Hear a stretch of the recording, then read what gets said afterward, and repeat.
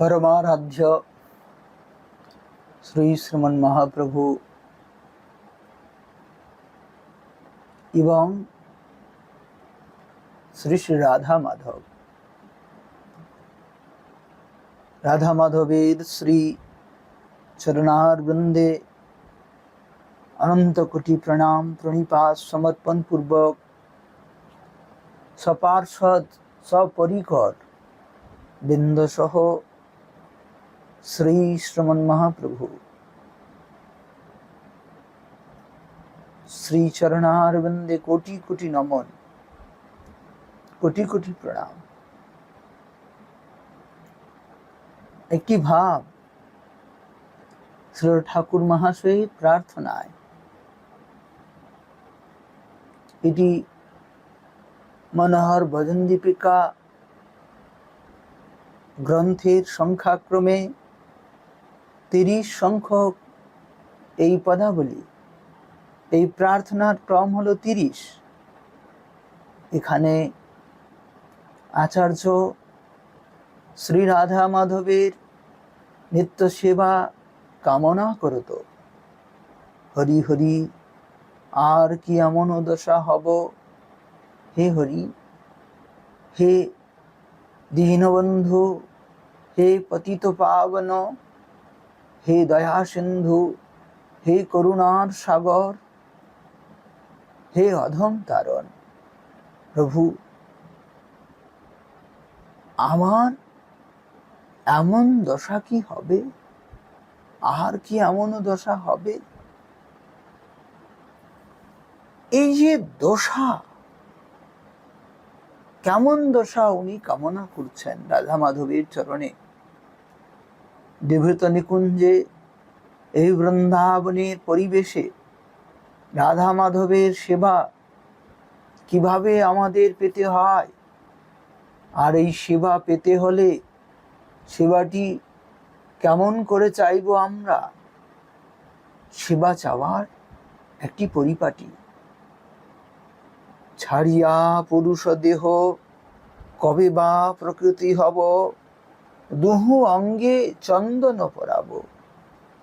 কবে আমি রাধা মাধবের নিত্য সেবার নিত্য পরিকর রূপে মঞ্জরি স্বরূপে প্রতিষ্ঠিত হব, আর সেই মঞ্জরি স্বরূপে প্রতিষ্ঠিত হয়ে স্ত্রী রূপে প্রকৃতি রূপে দুহু অঙ্গে চন্দন পরাব।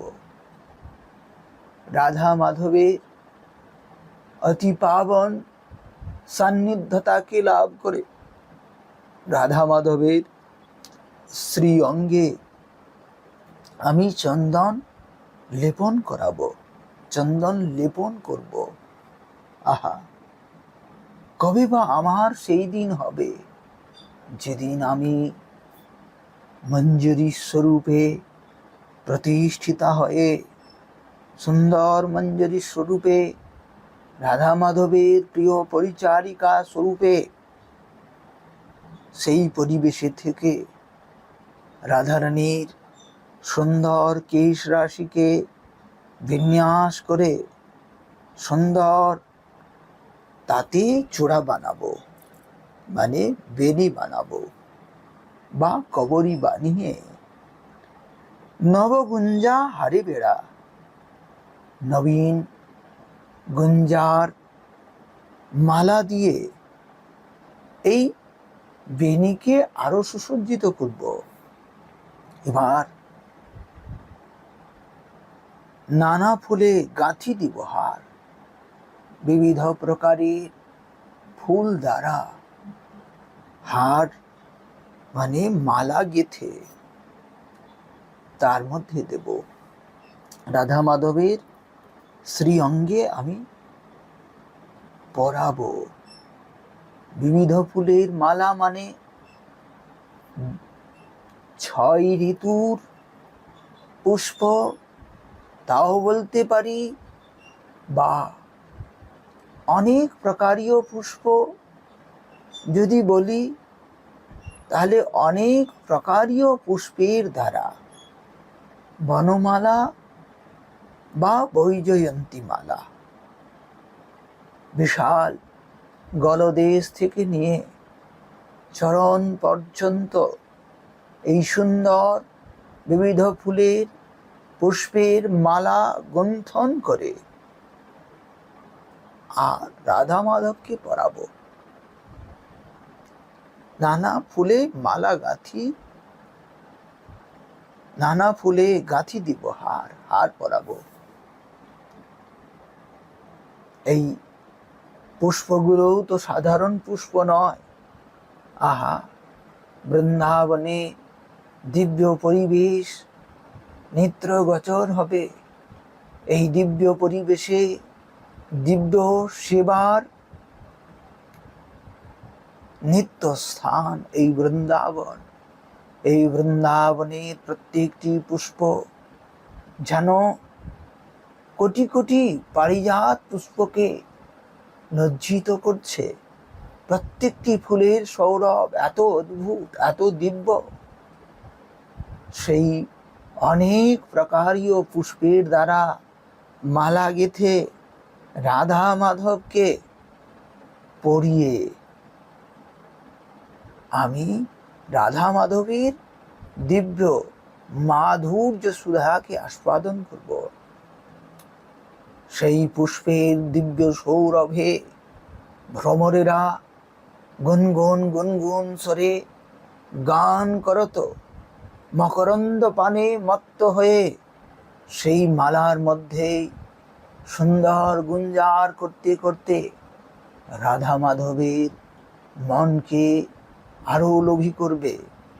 রাধা মাধবের এই ভ্রমরের গুঞ্জন যেন মধুর বলে লাগছে, তাই রাধা মাধবের মুখারবিন্দের মাধুর্য আরো বিস্তারিত হচ্ছে, আরো এই মাধুর্যের প্রশস্তি হচ্ছে। এই মাধুর্য সাগরে ডুবে রাধা মাধবকে আমি দর্শন করব, বদনে তাম্বুল দিব আর। এইভাবে রাধা মাধবকে সুন্দর করে সাজিয়ে তাদের সেবার বস্তু প্রদান করে এবার রাধা মাধবের সুখের নিমিত্তে সুন্দর তাম্বুল নির্মাণ করত। সেই তাম্বুল রাধা মাধবের শ্রীমুখার বিন্দে আমি সমর্পণ করব। কবে আমার এমন দিন হবে, এই দশাকে উনি কামনা করেছেন।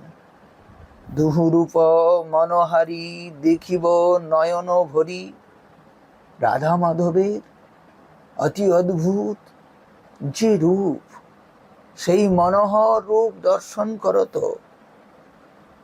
মনোহারী রূপকে দেখে আমি আমার নয়ন সার্থক করব। দেখিব নয়ন ভরি মানে প্রাণ ভরে রাধা মাধবকে দর্শন করব। নীলাম্বরে রায়কে সাজাইয়া, ওইখানে যেমন বদনে তাম্বুল দিবহার, পূর্বে বলা হলো পীত বসন অঙ্গে, শ্যাম সুন্দরকে যেমন পীত বর্ণের বস্ত্র পরিধান করালাম সখীগণের সঙ্গে, এখন শ্রী স্বামিনী বৃষভানুনন্দিনী শ্যাম মনমোহিনী গোবিন্দ বল্লভা আমাদের প্রাণাধিকা স্বামিনী, যিনি শ্যাম মনমোহিনী, যিনি গোবিন্দানন্দিনী রাধা, গোবিন্দ বল্লভা, গোবিন্দ সর্বস্ব সর্বকান্তা শিরোমণি, গোবিন্দের সর্বস্ব স্বরূপ সমস্ত কান্তাগণে শিরোমণি, সেই শ্যাম মনমোহিনী বৃষভানুনন্দিনীকে সুন্দর নীল রঙের বস্ত্র দ্বারা পরিয়ে ওনাকে সুসজ্জিত করব গোবিন্দের জন্য। এবার নবরত্ন জরিয়ানি বাধিব বিচিত্র বেনি, নবরত্ন জরি নিয়ে এসে বিচিত্র বেণী বেঁধে, নবরত্ন জরিয়ানি বাঁধিব বিচিত্র বেণী, নবীন রত্ন নিয়ে এসে তাতে জরি করে ওই যে রাধারানীর কেশবিন্যাস করা হয়েছে, এই কেশবিন্যাসে সুন্দর একটা কবরী তৈরি হয়েছে। সেই কবরীর মধ্যে বিচিত্র বেণী তৈরি করে, বিচিত্র কবরী বা বিচিত্র বেণী তৈরি করে এই কবরীর মধ্যে মালতী ফুলের মালা গেঁথে দেব। জীবতা হে মালতী গাথিয়া, হেন রূপ মাধুরী দেখিব নয়ন ভরি। এমন যে রূপের মাধুর্য, রূপের মাধুরী, হেন রূপ মাধুরী দেখিব নয়ন ভরি। প্রাণ ভরে দর্শন করব, পুলকিত হবে আমার সর্বাঙ্গ, নয়নে বহিবে অশ্রুধার। রাধা মাধবের এই রূপ মাধুর্যকে দর্শন করত আনন্দে পুলকিত হবে সব তনু, আর নেত্রে আনন্দাশ্রু নির্ঝরণ হবে। জয়রূপ সনাতন দেহ মরে ধন। এই সম্পত্তি, এই সম্পদ আমার একমাত্র কাম্য, আর এই সম্পদ আমায় তখনই আমি পেতে পারি, তখনই আমার উপলব্ধি হবে, তখনই আমি সেই সম্পত্তিকে প্রাপ্ত হব যেদিন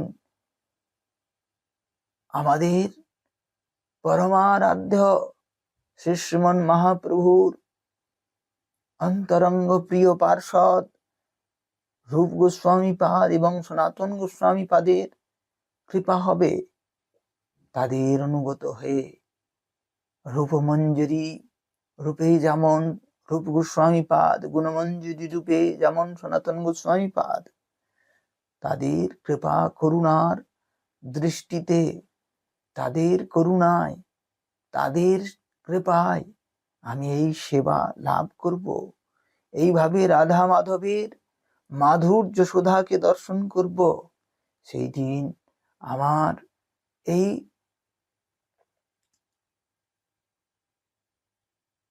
সেবা কামনা পূর্ণ হবে। তাহলে এই ব্রজেয় পরিবেশে রাধা মাধবকে কিভাবে আমরা পাবো, কিভাবে পেতে হয়, কিভাবে তাদের চরণে বসে আমাদেরকে তাদের সেবাটিকে কামনা করতে হয় বা হবে, সেই শিক্ষায় আমাদেরকে ঠাকুর শ্রীল নরোত্তম ঠাকুর মহাশয় প্রদান করছেন।